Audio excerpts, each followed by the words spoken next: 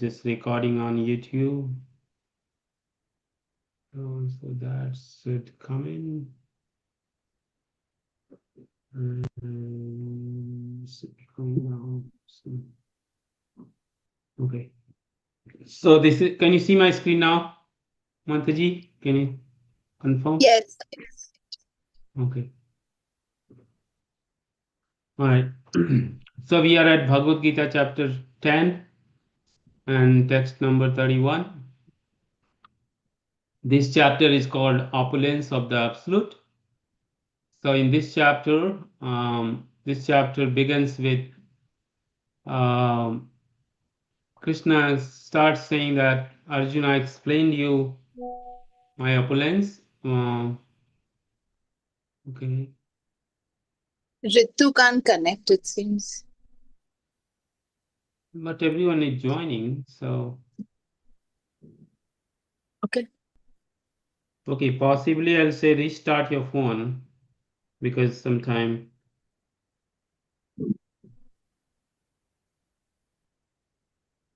try again. Okay. So this chapter starts with Krishna says that Arjuna, I'll tell you something which is better knowledge than what I told you already, and because this knowledge no one knows, including demigods, or Lord Shiva, Lord Brahma, because even they also come from me. So Krishna starts with that, and he goes on explain so many things, and now he starts with explaining of qualities. You see this fourth and fifth sloka, intelligence, knowledge, and everything, and then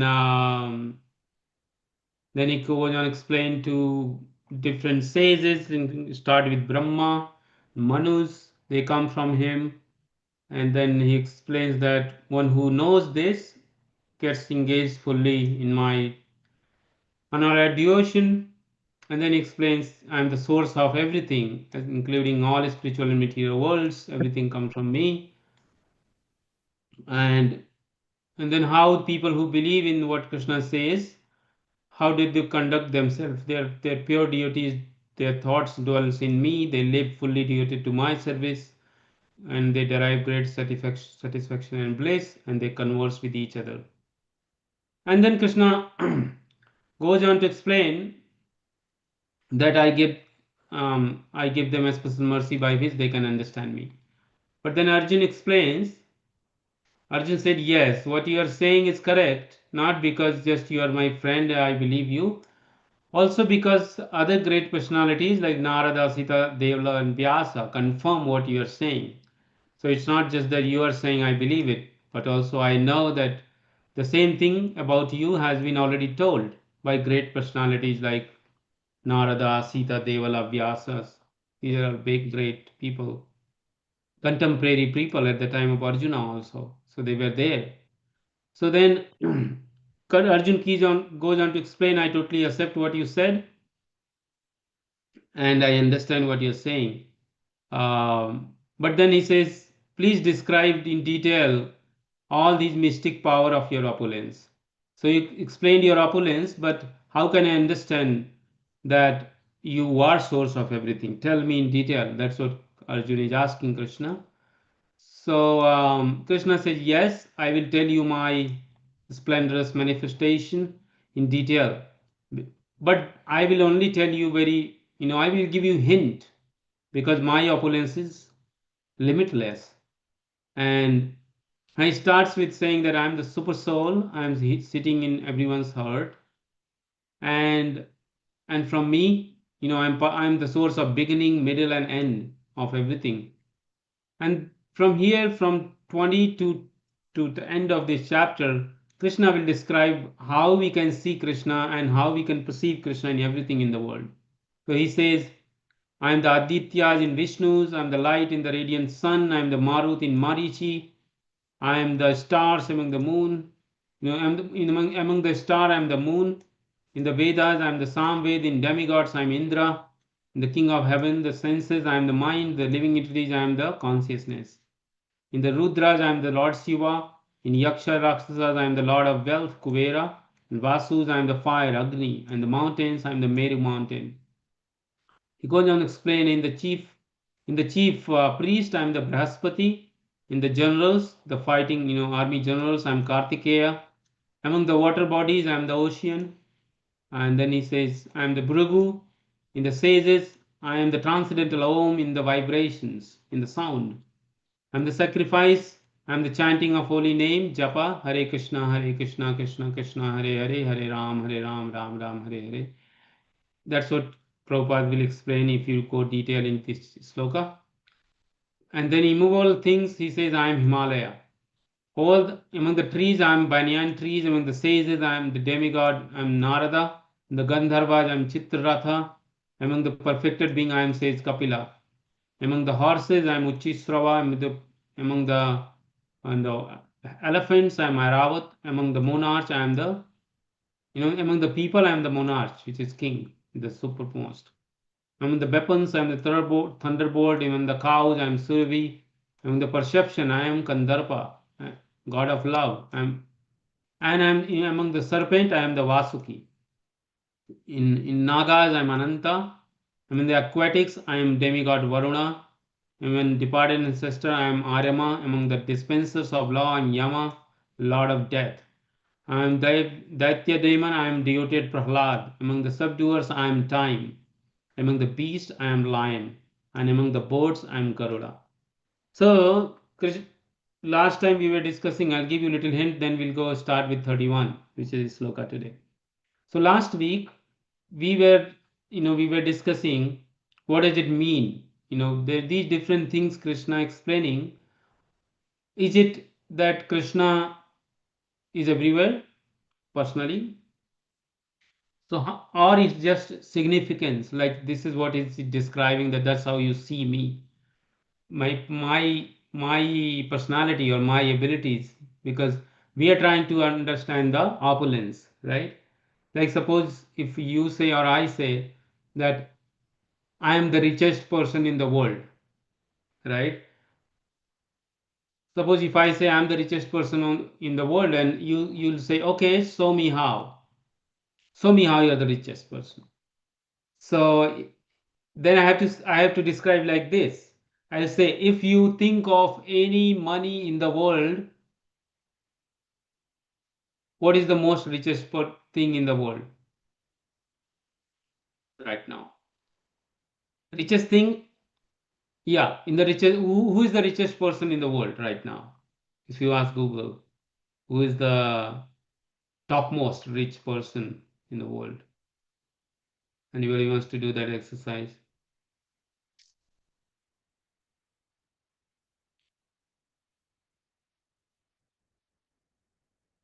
Any answer? Actually, it keeps on changing. Every month it actually changes because Presently, I think Elon Musk. Elon Musk.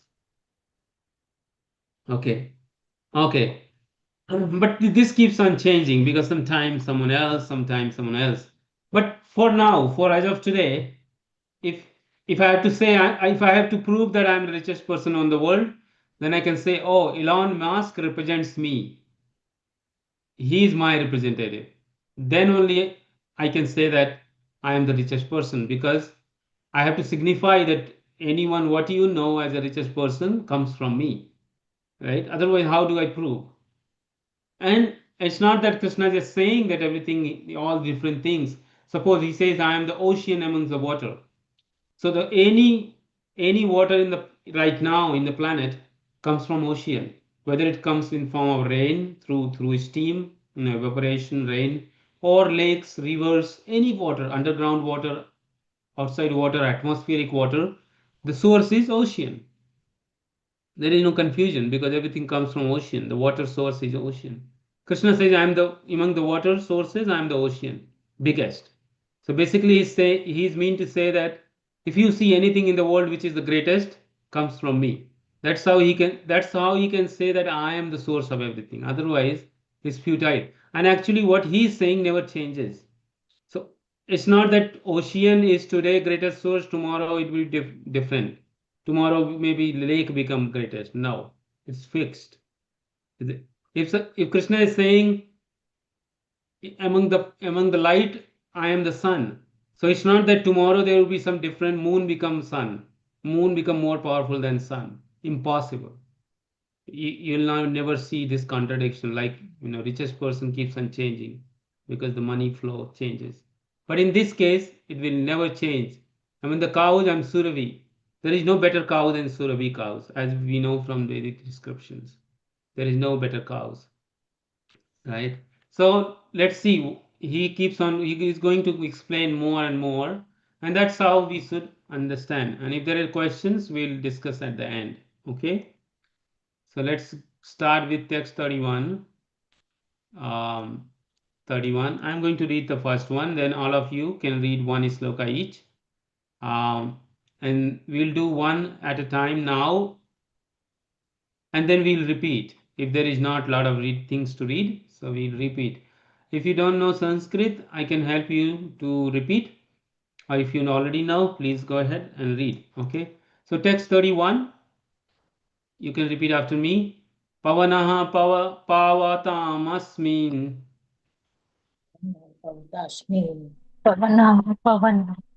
पवतामस्मि Rama Sastrabhrata Aham.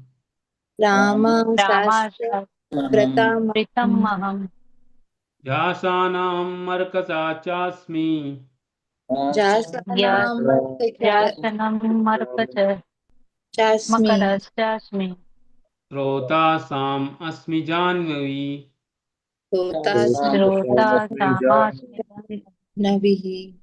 Okay, so this is small translation and purport. This is also small translation and purport by His Divine Grace, Shri Bhaktivedanta Swami Srila Prabhupada. Translation: O of purifier, I am the wind. Of the wielder of weapons, I am Rama. Of the fish, I am the shark.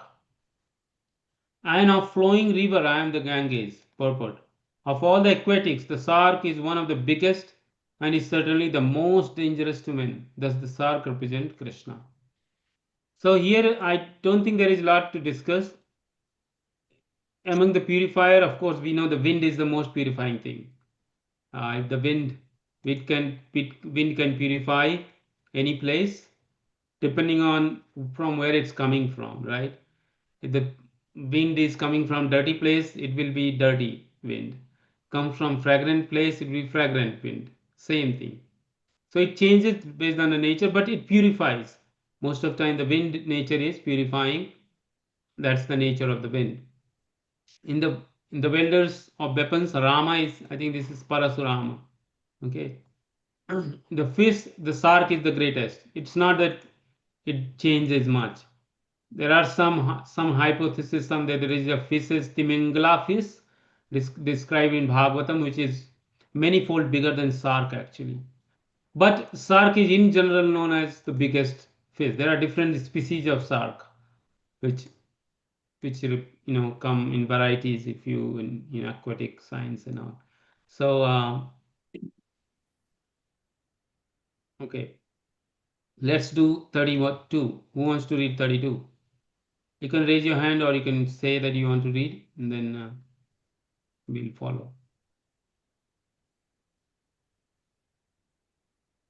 Okay, Kamini Mataji, please. Hare Krishna. Yes, Hare Krishna. Sargamadirantashcha madhyam chaivaham arjuna adhyatmavidya vidyanam vadah pravadatamaham. Of all creation, I am the beginning and the end, and also the middle, O Arjuna. Of all science, I am the spiritual science of the self, and among logicians, I am the conclusive truth. Purport. Among the created manifestation, the first is the creation of the total material elements. As explained before, the cosmic manifestation is created and conducted by the Mahavishnu, Garbhodakshasi Vishnu, and Krishnodakshasi Vishnu. And then again it is annihilated by Lord Shiva. Brahma is secondary creator. All these agents of creation, maintenance, and annihilation are incarnation of the material qualities of Supreme Lord. Therefore, He is the beginning, the middle, and the end of all creation. For advanced education, there are various kinds sir of आपकी books आवाज of नहीं the आ रही है knowledge.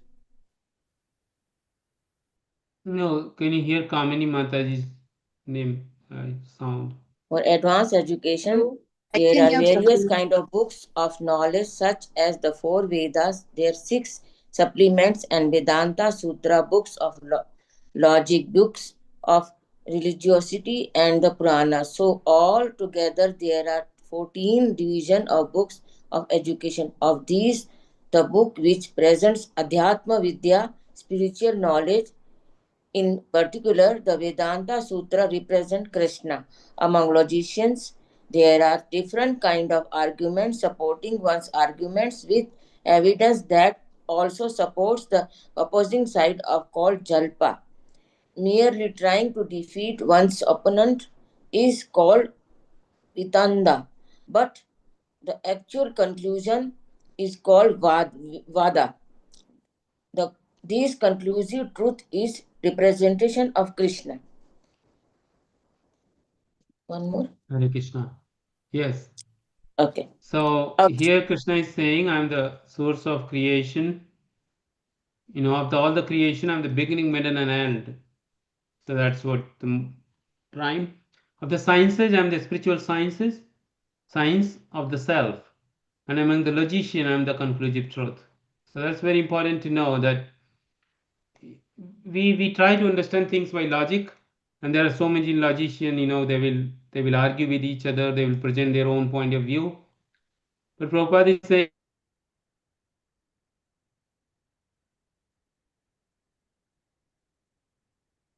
Hare Krishna. Hare Krishna. We can't hear anything. No? Can't can hear. you hear me? Now, No, yes, it's- yes. Now it has between come. we lost a little. Previously, it was not coming. Oh, okay. Okay. Can you hear now? Yes, Yes. yes. Should I read So I more? was saying, when there is argument, a logical argument, a logical discussion, then the person would be the winner is one who not only just says what he or she thinks right, but also has to present opposing party's views and defeat the view with the evidence. Otherwise, just one-sided, like a news channel discussion is mostly one-sided. Everybody will talk what they think is right, but nobody will talk how the other person who is talking is wrong, because they either have not studied the next person's point of view, they have no idea, they don't want to listen. So that's not a conclusive truth. That is just one-sided truth. But the conclusive truth, among the logic, the conclusive truth is the supermost, called Vada. He says, but the actual conclusion is called Vada. Vada means one where everything is included, not just what is right, but also how the other thing is wrong, which was being discussed. Okay. So let's go 33. All right. This is Krishna talking in this 33rd sloka. Who wants to read? Okay, Hital Mataji wants to go. Okay. Hare Krishna. Please. Hare Krishna. Aksharanam ekaro smiti द्वन्द्वः समस्सिकास्य च अहम् एवक्सयाः कलो द्रतहां विश्वतो मुखः. Of letters, I am letter A, and among compound word, I am a dual compound. I am also inexhaustible time, and of creators, I am Brahma. Okara, Parpat. Ekara, the first letter of Sanskrit alphabet, is the beginning of the Vedic literature. Without Ekara, nothing can be sounded. Therefore, it is the beginning of the sound. In Sanskrit, there are also many compound words, of which the dual word, like Rama, Krishna, is called Dvandva. In this compound, the word Rama and Krishna have the same form, and therefore the compound is called dual. Among all kinds of killer, time is unlimited because time kills everything. Time is representative of Krishna because in due course of time there will be great fire, and everything will be in annihilated. Among the living entities who are creator, Brahma, who has four heads, is the chief. Therefore, he is a representative of Super Lord Krishna. Further, No, I think somebody Hare else can read. Hare Krishna. But one point wanted to point here what you read. So Krishna is saying, I'm the letter A, and among the compound, I'm the dual compound. I'm also in inexhaustible time, and I'm the creator. I'm the Brahma. Prabhupada is explaining one point here. Time is representative of Krishna because in due course of time there will be a great fire and everything will be annihilated. Right? So in Bhagavatam, Srimad Bhagavatam, Puran, Mahapuran, there is a description of how the annihilation takes place. And there it is described that how with the time the fire will come.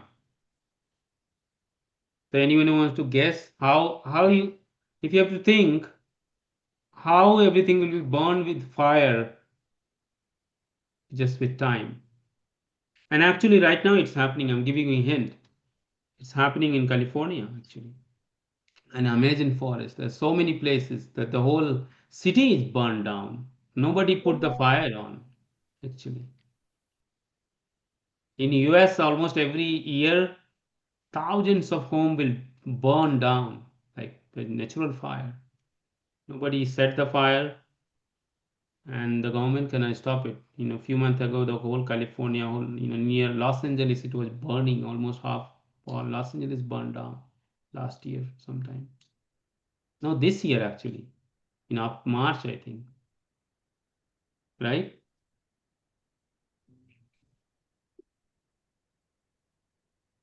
But how that will take place? How that will take place? And how it is taking place, if you think a little deeply, why there is a natural forest fire in the world? Natural calamity. Yeah, yes, that is correct. Natural calamities, but how does it come up? How did we reach to that stage where things are things are just burning? It's,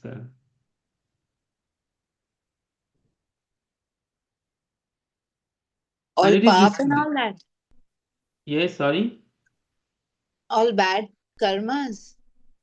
That is background, but that what we understand.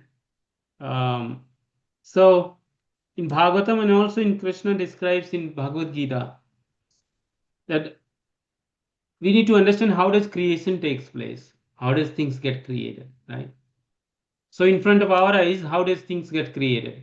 Like every year there is a food grains, there is there is trees get leaves and then said you have a fruits, flowers, and then they will lose the leaves and then it will again come back every year. It's like creation, annihilation, and destruction, maintenance and destruction. That actually is happening daily.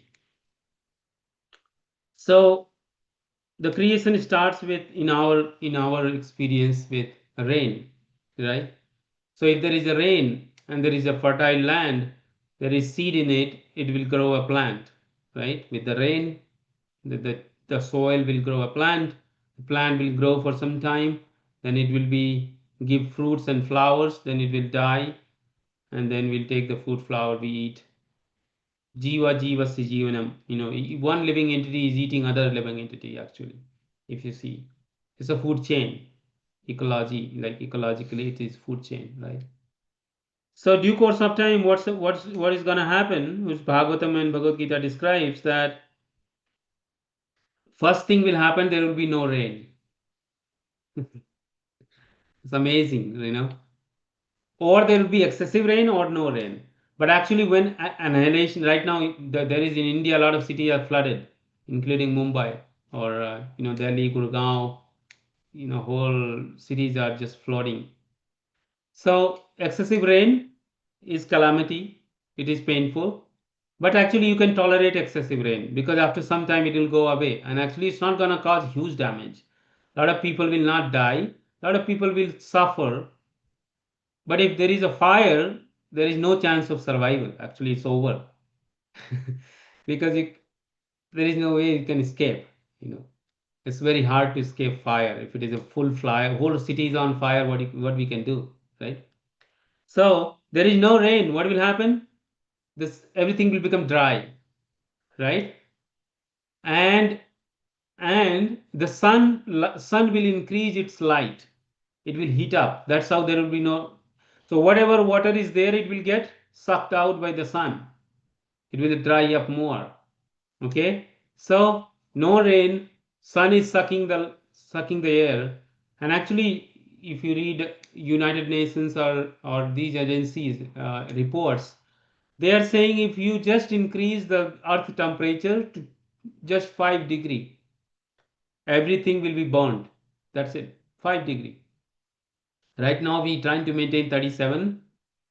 But if you just keep whole global temperature 5 degrees, the ice will melt, turn into water, and it's just gonna be just collapse. The whole ecosystem will collapse. Actually, the cities will be subdued in water. The coastal cities, they will no longer be surviving. And if you increase to 10-15 degree, that's over. So sun has to just change little bit temperature. And because there is a huge high temperature, the clouds will not be formed. Because for cloud formation, you need temperature, pressure, humidity, lot of things to make clouds actually. Okay, if you are physics background or atmospheric sciences, there is a cloud mechanism how did naturally cloud get formed. So high heat, no cloud, no rain, right? So then what will happen? Even if there is a little fire, everything just by sunlight will start burning naturally. That's it. And there will be huge bend. So with the bend, that's what Bhagavatam describes. There will be huge wind. So it will burn more faster. If there is a fire and if there is a wind, the things will go fast burning. Okay. And this is called partial annihilation. This is like partially. And then again it will recreate. People. So only Brahma will survive, Lord Brahma, with some sages in upper planetary systems. So we are in middle planetary system. There is 7 upper, 7 lower. Last week we were talking. So it will start. This is like every planetary annihilation. This is not the whole 14 planetary system, just one. So other planetary system people will survive. Really again creation by Brahma. Brahma will survive. But ultimately, even Brahma, after 4,330,000 years, the Brahma will die after his 100 years. So then everything will finish. So that's a different topic to discuss. But I'm just trying to explain to you. And if you are more interested, I can give you more articles, more things to read. That how does the time with the fire will destroy everything. Okay. And fire nature is also to create, right? But if it is excessive, it can destroy. Like for example, fire in your kitchen used to make cook food, nice food. But if that fire goes out of control, it can burn your house down like a minute. It just finish, right? So fire itself is not bad, but its quantity and its nature, how it is behaving, can have different impact, right? All of us have fire in our body. We are made up of 5 elements. One of them is fire. Fire, air, earth, water, fire, right? Ether, water, earth. So the fire is there. How do you know you have a fire in your body? We all get fever. The temperature goes high. Our body, if you have high fever, your body is like you can make some chapatis on your body. The temperatures really go very high. Like even if you put a wet cloth, it becomes warm, like a lukewarm water. It can come out from your towel. It's heating. It can heat up. Your body temperature can really go high. And if it really goes high for a long time, then we may die, because that's how people die. Like fever goes very high, or anytime you cannot control the fever temperature of the body. There are some diseases in which that happens. So we have that fire, and in Bhagavatam described, there are yogis, the people who were very elevated in meditation, in yoga. They can decide when to die and how they die. They just increase the temperature of the body to such extent that it will just burn automatically. They have that power that they can control the body temperature, and they can increase to such extent that the body will annihilate, turn into ashes, and their spiritual spark leaves. So these are not actually, modern science don't study all this. Problem is that we don't know how to study. We don't have tools and techniques, so therefore we ignore. But there is, if you carefully study the physiology of human body and what we know, there are certain cytokines and chemokines you can inject in your body, and it can increase your body temperature to very high level. It is known.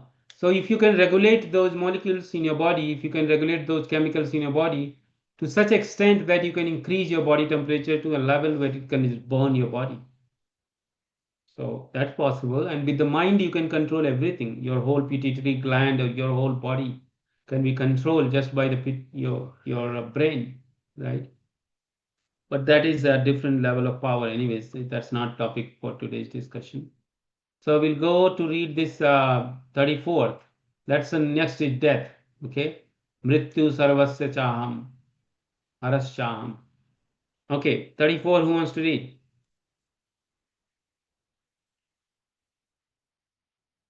Hare Krishna. I will Thank you, read. Prana. Yes. Hare Krishna. Sloka number 34. Mrityu sarvahara chaham udbhavascha bhavisyatam kriti shrivakcha narinam smriti medha dhriti kshama. Translation: I am all devouring death, and I am the generating principle of all that is yet to be. Among women, I am fame, fortune, fine speech, memory, intelligence, steadfastness, and patience. Purport: as soon as a man is born, he dies at every moment.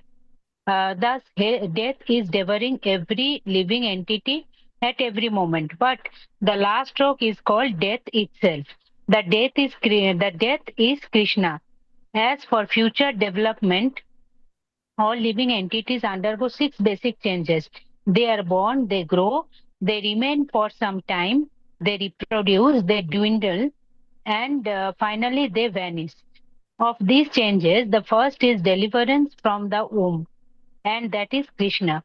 The first generation is the beginning of all future activities. The 7 opulences listed, fame, fortune, fine speech, memory, intelligence, steadfastness, and patience, are considered feminine. If a person possesses all of them or some of them, he becomes glorious. If a man is famous as a righteous man, that makes him glorious. Sanskrit is a perfect language and is therefore very glorious. If after studying one can remember a subject matter, he is gifted with a good memory or smriti, and the ability not only to read many books on different subject matters, but to understand them and apply them when necessary is intelligence, that is medha. Another opulence, the ability to overcome unsteadiness is called firmness or steadfastness, that is dhriti.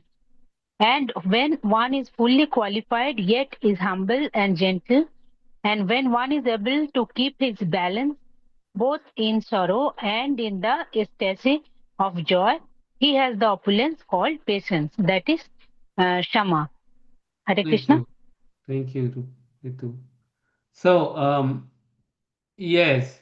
So we were talking about death and how people leave the body. So yes, Krishna is saying, if you talk of different ways things get annihilated, there are different ways think there is a destruction. But the topmost way is death. You know, death is death of anything, whether it's a plant, tree, anything. And death means what? What do you understand by death? Let's understand that, right? Like when you talk of death, what does it mean? That means end of the end of our so-called body, where the soul is resides, like the clothing of the soul. No, that is yeah, you're close, but you have to explain to someone who don't understand anything about soul or anything. Like they have So no death idea means about it. end of a So thing. how? Sorry, End of a thing, end of anything. And Change of can you give some society. example? Like suppose like, yeah, yes, yes, example. From my view, the That, change of society. that is stopping of the breathe. If breathe stops, you are gone. But there are some people, there are some yogis, they can Yes. control their Yog, breathe I am through not talking many of years. yogis, They will but not as a breathe, person. not even single time, Hmm.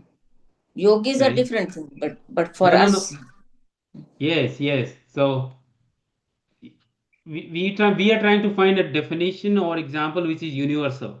It should apply to yogis also. It apply to anyone, even plant, trees. It applies to even stones. Even someone we perceive as non-living or dead, that applies to that also, including viruses. Like many people think virus is not a living thing. They think it's not something which can produce.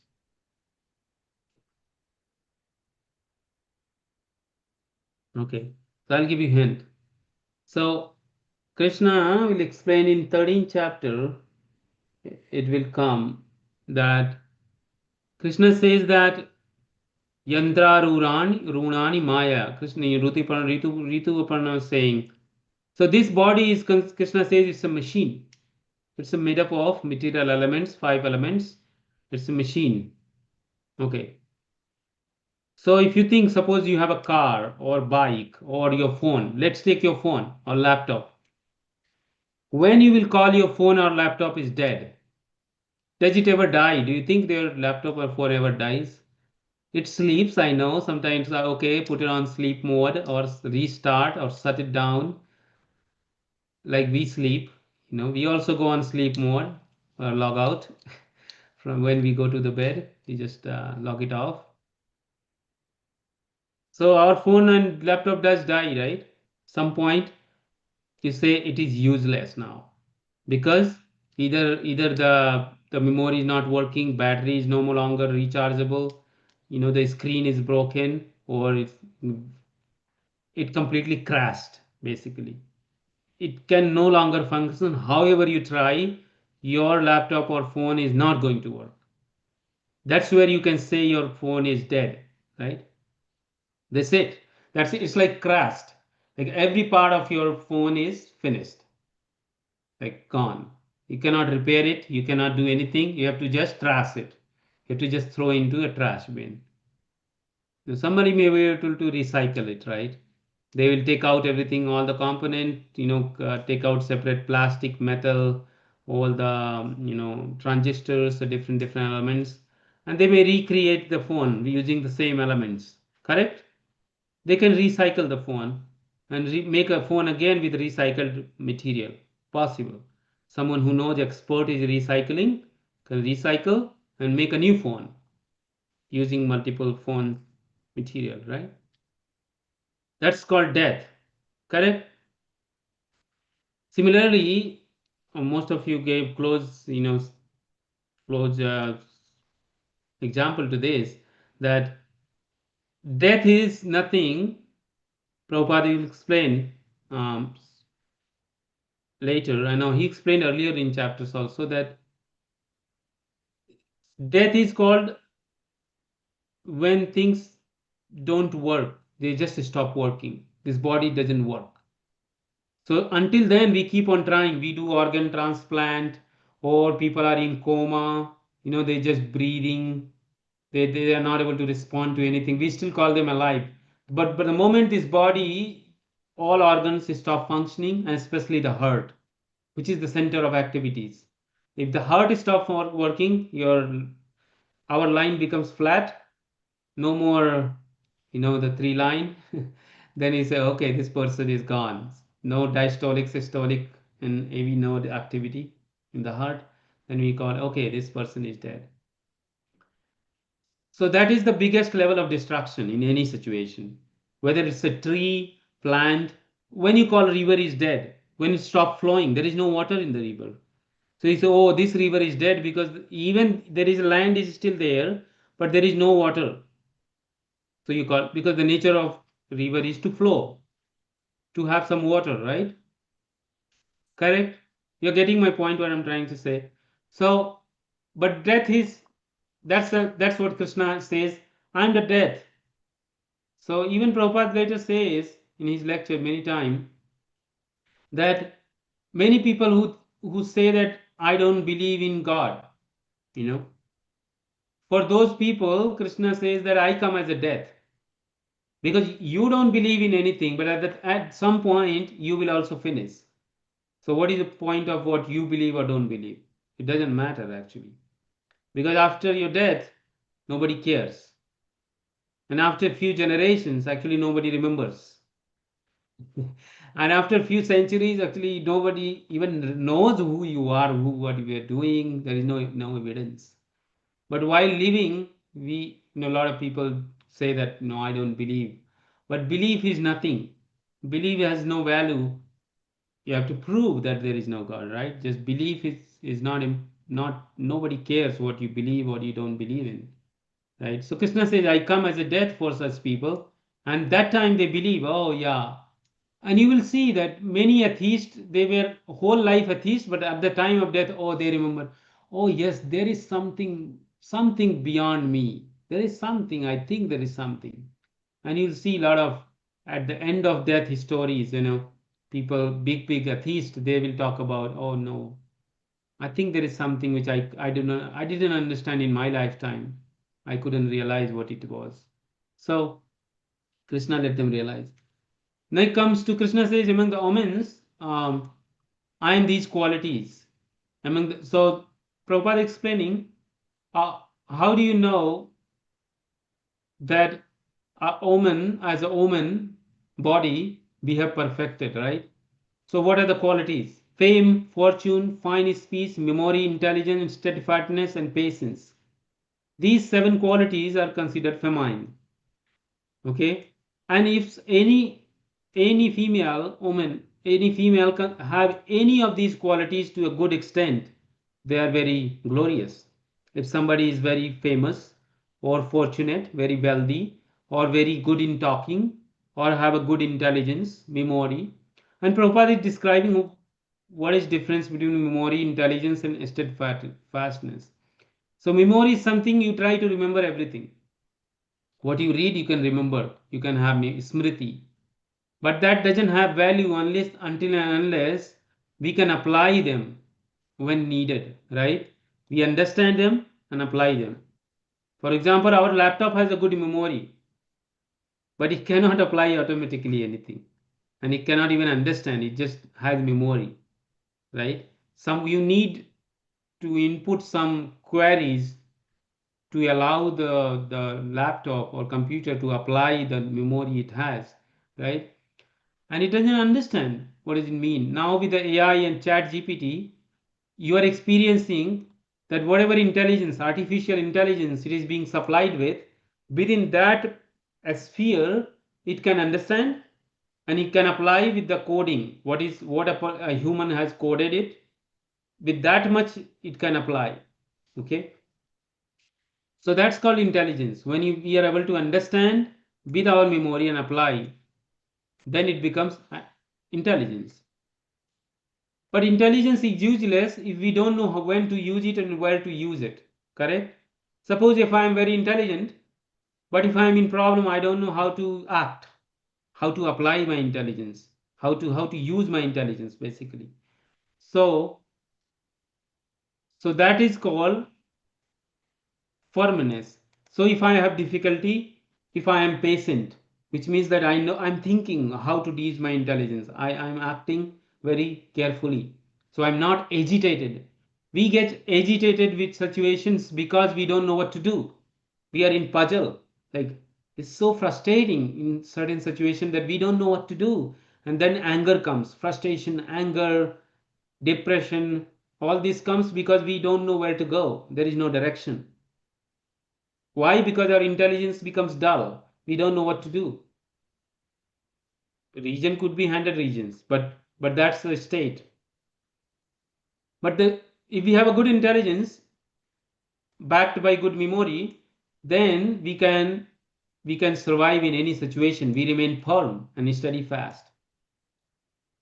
But even if you are very intelligent, very good memory, you are firm and steady fast, you don't get disturbed. But if you are not humble and gentle, then it has no value, right? I may be very intelligent and very, very steady fast. I know what to do, how to do, very, very, expert person, but I'm not humble and gentle. I cannot keep my balance in joy and sorrow. Then it has no value. It's not called opulence. Actually, it can destroy me at a certain time, right? Because if I'm not humble and gentle with all my knowledge, abilities, right? But that's what happens. That's why spiritual practices help us to inculcate all these qualities. And actually, if we don't have these qualities, we realize that we don't have. The dilemma is that many people actually don't know if they have or not, and they don't know even they need it. But actually, everybody needs all of these qualities: fame, fortune, fine speech, memory, intelligence, steadfastness, and patience. Everybody needs it, but actually nobody is working towards it to cultivate daily in our daily life how we can have all this so that we can live in this world peacefully, right? So that's what I just wanted to point. So let's go to next sloka, if that's okay. Let me to click. Okay.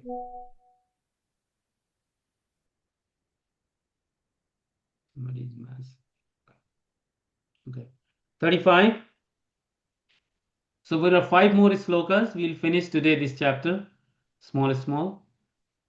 35. Who wants to read? Can I? Vinay, you want to read? Or Ankita? Okay, Ankita wants to read. Yes. Should I read the translation? Yes, if you want, you can read translation. Of the hymns in the Samved, I am the Bharat Sama, and of poetry, I am the Gayatri. Of months, I am Margasya, November, December, and of seasons, I am flower bearing spring. Purport. It has already been explained by the Lord that amongst all the Vedas, it is the Samved. The Samved is rich with beautiful songs played by the various demigods. One of these songs is the Bratsam, which has an exquisite melody and is sung at midnight. In Sanskrit, there are definite rules that regulate poetry. Rhyme and meter are not written whimsically. And in much modern poetry, among the regulatory poetry, the Gayatri month, which is chanted by the duly qualified Brahmanas, is the most prominent. The Gayatri Mantra is mentioned in the Srimad Bhagavatam because the Gayatri Mantra is especially meant for God realization. It represents the Supreme Lord. This mantra is meant for spiritually advanced people, and when one attains success in chanting it, he can enter into the transcendental transcendental position of the Lord. One must first acquire the qualities of the perfectly situated person, the qualities of goodness according to the laws of material nature, in order to chant the Gayatri Mantra. The Gayatri Mantra is very important Vedic civilization and is considered to be the sound incarnation of Brahma. Brahma is its initiator and it is passed down from him in disciple succession. The month of November December is considered the best of all the months because in India grains are collected from the fields at this time and the people become very happy. Of course, spring is a season universally liked because it is neither too hot nor too cold, and the flowers and trees blossom and flourish. In spring, there are also many ceremonies commemorating Krishna pastime. Therefore, this is considered to be the most joyful of all season, and it is the representative of the Supreme Lord Krishna. Thank you, Gita. Yes, so again in the poetry, Gayatri, and already Prabhupada explaining, and we can practically know what Krishna is saying is correct. Even November, December is the best month. You have so many festival. Kartik month is there. Then Gita Jayanti. Gita was spoken in December in Kurukshetra. November has also Thanksgiving in universally. Christmas is there in December. So lot of festival across the world, and it's the best season for most of the countries. Even where there is a lot of snowfall, December is considered the best. It becomes beautiful actually, and a lot of celebration across the world, right? So, and the season, flower bearing season, spring is the best, considered best in any country in the world. Spring is the best because flower and trees blossom and flourish. So these teachings, what Krishna is saying, what he's mentioning, is universally acceptable. It is not that, in some situations, some countries, some religion, no. So, and it doesn't matter what religion you belong to. All these things, what Krishna is saying, applicable to everyone. So that's why Bhagavad Gita is not a religious book, Prabhupada says many times. It is a science book. If you want to understand the theistic science, doesn't matter what religion you come from. That's why Bhagavad Gita is read by every religion, every language. Everybody wants to read Bhagavad Gita. Why? Because it does not talk about dogmatic religion. It is talking about nature, our situation, what we are, what is God, how do you understand God. And it's purely a scientific book. It's not saying, oh, this is God, that is God. It's talking, Krishna is giving all facts and figures rather than just saying, okay, you do bhakti, that's it. No, he's saying, how do you see and analyze the world, and how you know who is God, who is not God. And it progresses from chapter 1 to, you'll see, it's very nicely progression what Krishna is explaining in Kurukshetra to Arjuna, all these points. And at the end, he will disclose the conclusion, the truth, right? That's chapter 18. Okay. So let's see. Text 36. Who wants to read? I think Vinay is remaining. Vinay, can you read? You possible to read for you? He left. Oh, Krishna. Okay. I offended him or what? All right. So Kamini Mataji, you want to read? Yes, So yes, I will read.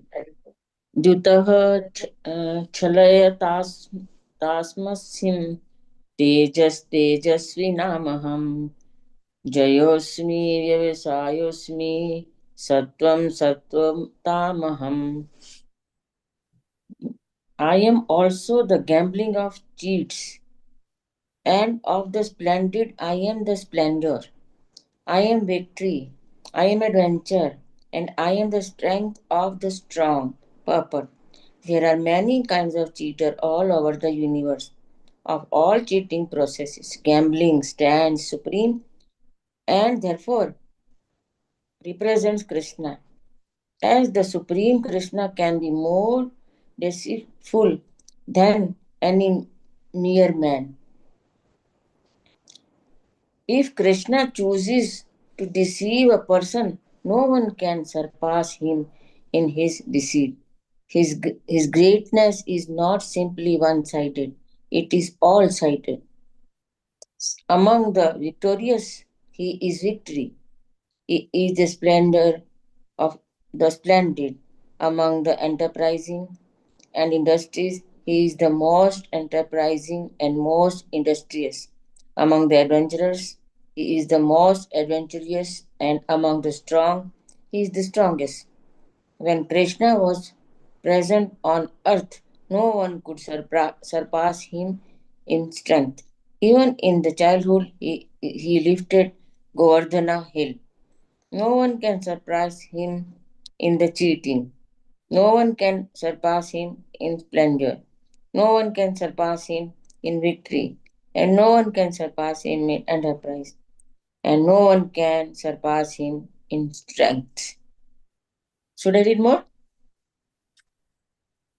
Should I read Yeah, more? if anybody else wants to read, Okay. just check. Okay. Hetal Mataji, you want to read? हाँ, Okay. Hare Krishna. ऋषीणां वासुदेवो स्थिं पाण्डवानां ध्यान यः मुनीनां मयान्यः व्यस्यां कवीनामुशना कवियाम्. On the descendant of Vresni, I am Vasudev, and of the Pandavas I am Arjuna. Of the sagas I am Vyasa, and among the great thinker I am Usana. Purport. Krishna is original supreme personality of the Godhead, and Baldeva in Krishna's immediate expansion is Krishna's immediate expansion. Both Lord Krishna and Baldeva appears as son of Vasudeva, so both of them may be called Vasudeva. From another point of view, because Krishna never leaves Vrindavana, all the forms of the Krishna that appears elsewhere are his expansion. Vasudevas is Krishna's immediate expansion. So Vasudeva is not different from Krishna.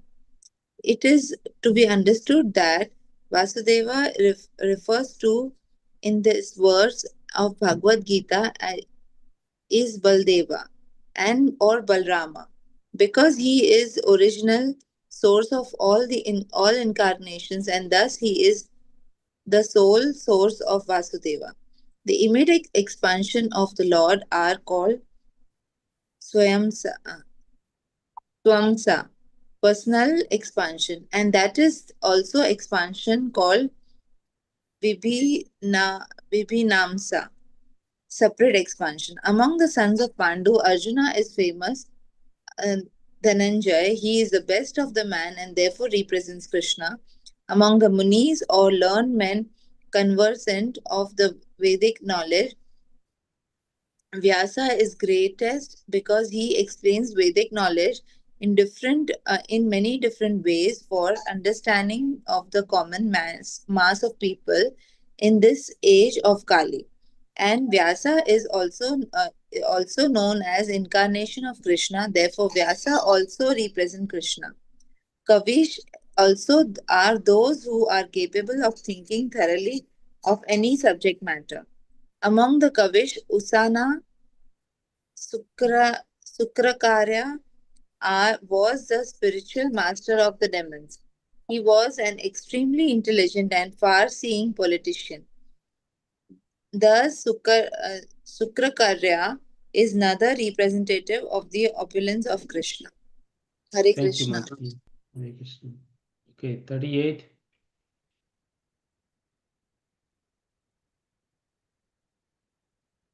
Anybody else wants to read? Okay. Kamini I'll Mataji? read, Prabhuji. Okay, you can read. Okay, you read this one and next Kamini Mataji. Okay, Rituparna, you can Dando, read now. yes, I'm reading. Dandodamaya tamashmi nitirashmi jigishatam maunam chaivashmi guhyanam jnanam jnanavatam maham. Translation: among all means of suppressing lawlessness, I am punishment, and of those who seek victory, I am morality. Of secret things, I am silence, and of the wise, I am the wisdom. Purport: there are many suppressing agents, of which the most important are those that cut down miscreants. When miscreants are punished, the agency of chastisement represents Krishna. Among those who are trying to be victorious in some field of activity, the most victorious element is morality. Among the confidential activities of hearing, thinking, and meditating, silence is most important, because by silence one can make progress very quickly. The wise man is he who can discriminate between matter and spirit, between God's superior and inferior natures. Such knowledge is Krishna himself. Hare Krishna. Hare Krishna. Thank you.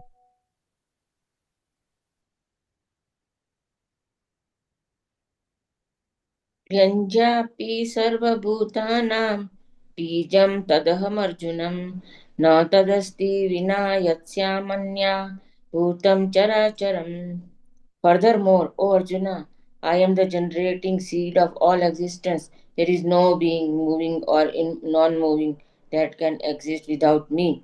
Everything has a cause, and the cause of or seed of manifestation is Krishna. Without Krishna energy, nothing can exist. Therefore, he is called omnipotent.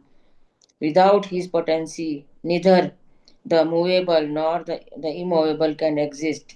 Whatever existence is not founded on the energy of Krishna is called Maya, that which is not. Okay, this is 40. Wants to read this one also, Mataji?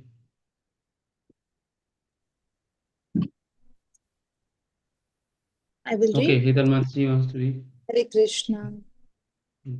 नान्तोऽस्ति मम दिव्यानां विभूतीनां परन्तपा इसु एष सताः प्रोक्तो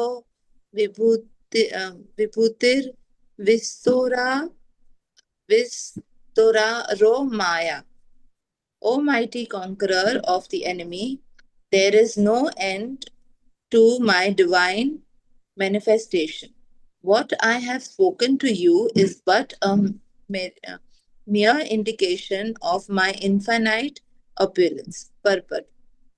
As stated in Vedic literature, although the opulence and energies of the Supreme are understood in various ways, there is no limit to such opulence. Therefore, not all the opulence and energies can be explained. Simply a few examples are being described by Arjuna to pacify his inquisitiveness. Hare Krishna. Further, I'll Hare read. Krishna.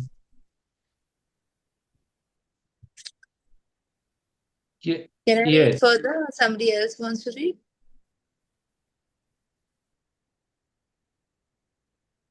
you can read, I'll Mataji. read. 40, 41. Okay. Okay. यद्यद् विभूतिमत् सत्त्वं श्रीमद् ऊर्जितम् एव वा तद् एव वगच्छ त्वं मम तेजो संभावम्. Know that all opulent, beautiful, and glorious creations spring from but a spark of my splendor. Purport. Any glorious or beautiful existence should be understood to be but a fragmental manifestation of Krishna's opulence, whether Yes. it be in spiritual or material world. Anything extraordinarily opulent should be considered to represent Krishna's opulence. Thank Hare you. Krishna. Thank you. Last one, Ritu Pranamat, you can read this last sloka of this chapter. Yes, Prabhuji. One.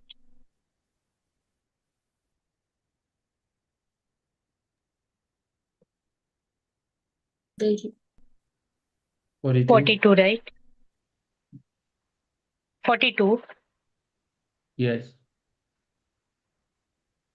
अथ बहुना इतेन किं ज्ञातेन तव अर्जुन विस्तव्य अहमिदं कृष्णम् एक अंशेन स्थिता जगत्. Translation: But what need is there, Arjuna, for all this detailed knowledge? With a single fragment of myself, I pervade and support this entire universe. Purport: The Supreme Lord is represented throughout the entire material universes by his entering into all things as the Super Soul. The Lord here tells Arjuna that there is no point in understanding how things exist in their separate opulence and grandeur. He should know that all things are existing due to Krishna's entering them as Super Soul. From Brahma, the most gigantic entity, on down to the smallest ant, all are existing because the Lord has entered each and all and is sustaining them. There is a mission that regularly propounds that worship of any demigod will lead one to the Supreme Personality of Godhead, or the supreme goal. But worship of demigods is thoroughly discouraged herein, because even the greatest demigods like Brahma and Shiva represents only part of opulence of the Supreme Lord. He is the origin of everyone born, and no one is greater than him. He is Ashamurdhava, which means that no one is superior to him and that no one is equal to him. In the Padma Purana, it is said that one who considers the Supreme Lord in the same category with demigods, be they even Brahma or Shiva, becomes at once an atheist.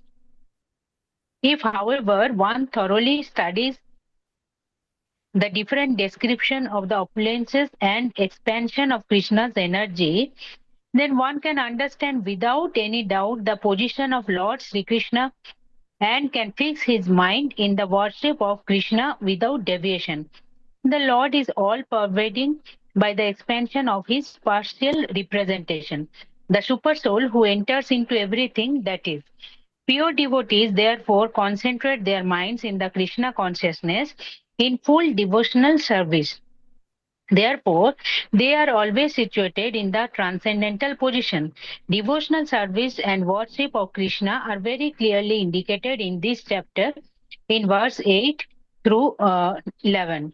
That is the way of pure devotional service. How one can attain the highest devotional perfection of association with the Supreme Personality of Godhead has been thoroughly explained in this chapter.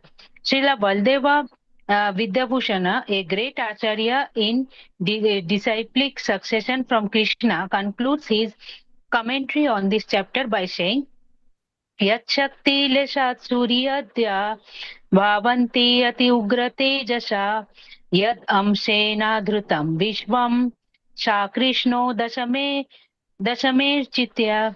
The Lord Krishna's potent energy, even the powerful sun god, sun gets its power. And by Krishna's partial expansion, the whole world is maintained.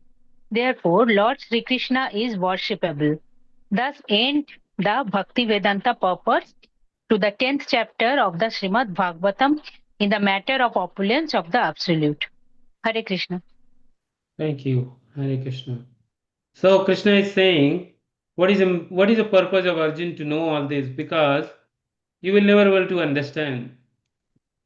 And he says, with ekan sen sthito jagat. Just by a single fragment of myself, I pervade and support the entire universe. Right? So how much we don't understand even our own body. Medical science doesn't know a lot of things about our body. And in body, the smallest unit, it is a cell. In a cell, we don't know everything so far. The modern science does not know everything. Even we just know 1% of the cell. We don't even know how many types of proteins number are produced in the body. We are still predicting. There is prediction. We don't understand our complete genome. There is still gaps. We don't know what is our draft genome, right, in a cell. So what is about knowing the universe? Forget about it. There is no way you can understand. Even the greatest science don't know in the cell what's going on. We don't know so many things, but we claim that I'm the great, right? I know everything. That's a foolishness, right? Suppose if somebody has not have even 1 rupee in the pocket and says I am the richest person in the world, you will say you are a fool number one, you are a rascal, because you have nothing and you are saying I am the richest, right? So that's our situation, that we don't know so many things, but we still claim I am the most knowledgeable person in the world. I'm Nobel Prize winner. But my activities and behavior, you will see, I'm the most abominable person in the world, because in my personal life, I have so many nonsense going on.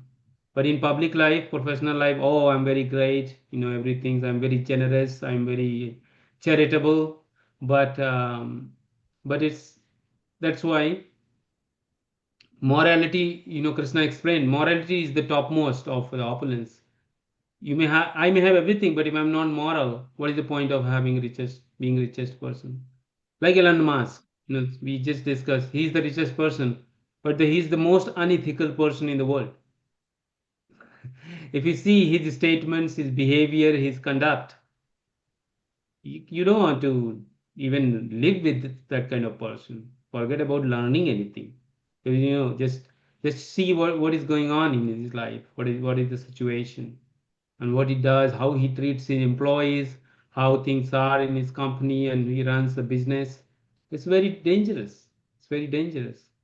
You know, he is the person who wants to replace humans. Humans want to make humans useless.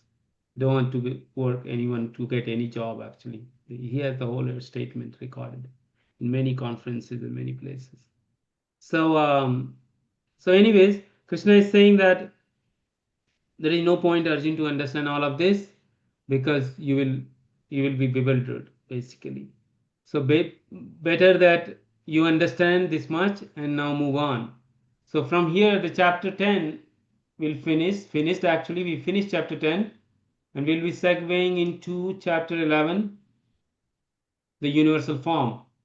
And this is more graphical description. This is called universal form, Virat Rupa.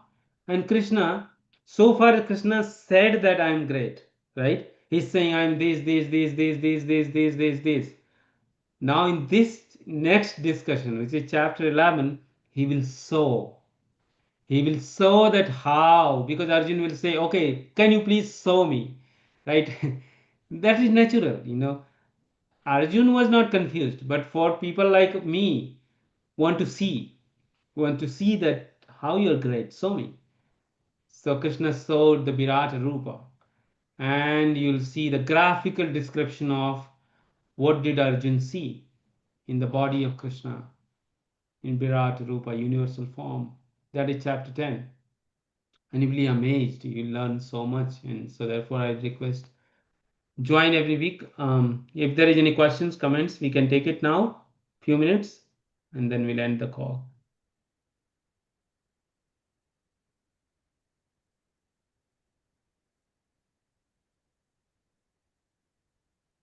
Any questions? I have a question here.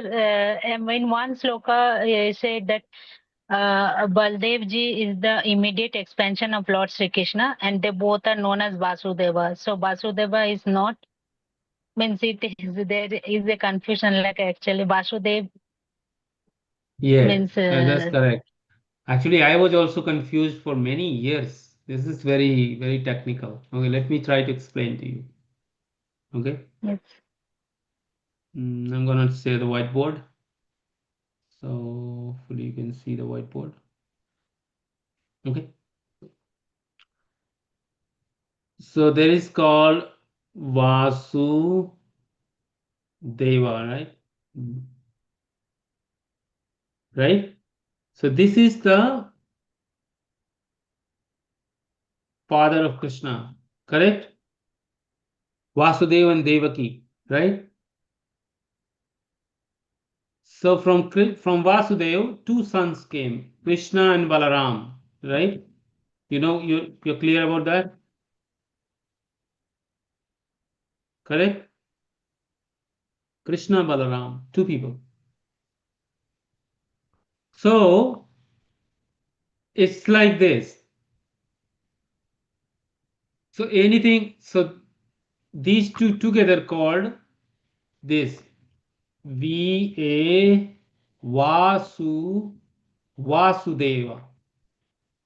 You see this A emphasis, capital A, you can say A emphasis. Vasu, this is the difference between Vasu and Vashu. That's the difference. Okay. So the Vasudeva can be called even Krishna or Balaram.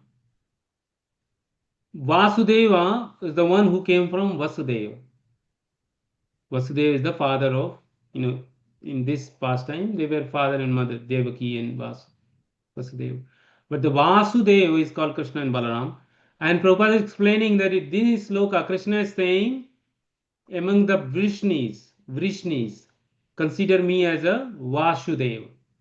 So because Krishna is personally there, he will not talk about himself. So he is indicating, and the closest to Krishna is immediate expansion is Balaram. So he was pointing to Balaram because of the two people who called Vasudeva. Balaram was not present there. So he was talking about, but if you want to see in Vrishnis who is the greatest, then it's Balaram. Because Balaram is most powerful, most famous, more. Vasudeva was not that most powerful and famous. Balaram was actually more powerful because if Vasudeva, who was the father of Krishna, was so much powerful, Kamsa may have not controlled it, right? But Kamsa was not able to control Balaram anytime. Correct? So that's why Krishna is, saying Balaram, and then Prabhupada explained that. Did you get that?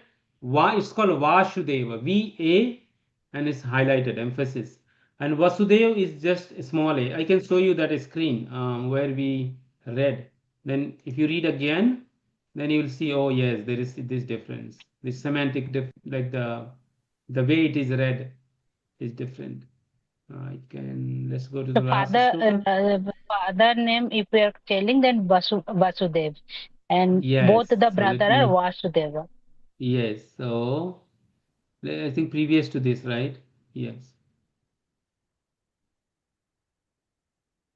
Okay. Where was that? Yeah, this one. Descendant of Vrishni, I am Vasudeva. See? And now if you read the Prabhupada when he is writing, Vasudeva appeared as son of Vasudeva. See, V-A-S-U. Vasudeva. Here, Vasudeva. V-A, an emphasis. Basically, A is emphasized. So Yes. that's the difference. Very subtle, but it makes everything different. And in Vedic dictionary, if you read, the sons were mostly described with the same name many times, but the only difference was that the one basically indicating that I am coming from that person. So if I have to suppose my name is Ram and my father name is my father name is Ram, so I will be called Rama, and my father will be called Ram, like simple Ram and Rama, the one who came from Ram. You getting? So it's like you are trying to indicate the source by emphasizing the A. Okay. Like another example I'll give you. Krishna is called Krishna, but Krishna means the one who belongs to Krishna. Basically, so Draupadi, even Radharani's name is also Krishna, the one who belongs to Krishna. Okay, but that Krishna, there are different names. That A is emphasized, saying that it is it is the part of the bigger. This is Krishna. Like for Lord, we are telling Krishna. And But for Radharani, you the say belongs to Lord, Krishna. Krishna. Krishna, which is like who comes from who belongs to Krishna. Hare Krishna, Prabhuji. Krishna, somebody told me that Krishna is Draupadi's name. Draupadi's name only also Krishna. Yes. And because why? Because she also belongs to Krishna. She has a relation with Krishna. So see, they also gave name to her. But that name is different. The Krishna and Krishna is different. And when So, we chant, no, it should be Hare Krishna, not Hare Krishna, no? yeah. So in It will English, be wrong. generally, English semantics word ends with A. But in Huh. Sanskrit, it's Krishna. Krishna. Krishna. But Krishna. in English, it's people call Krishna. But it's all about indication. Whether I call Hetal or Hetala, I know you are Het. I'm not calling you. Doesn't matter, right? Because I know you know. That's it. It doesn't Yeah. matter what other people understand. So we are calling Krishna the two-handed with the Murli. Krishna knows. Okay, it doesn't matter what you're calling me. I know you. That and you know me. So that's okay. That's we should not stress out too much on words and semantics. Okay. Okay. That's my Thank you. understanding from from reading Prabhupada and other listening other great people in the Vedic sphere. Prabhuji, in Braj Bhumi, they are calling Shama Sham also to Radha Krishna. You can call Shyama. Shama Ji. Shyama means one who comes from one who is the property of Syam.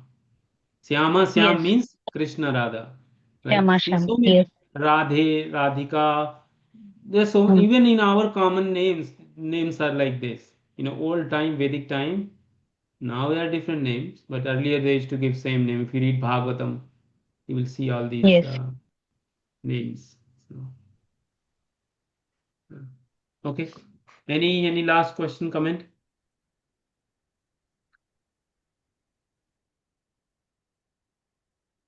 Okay. If nothing,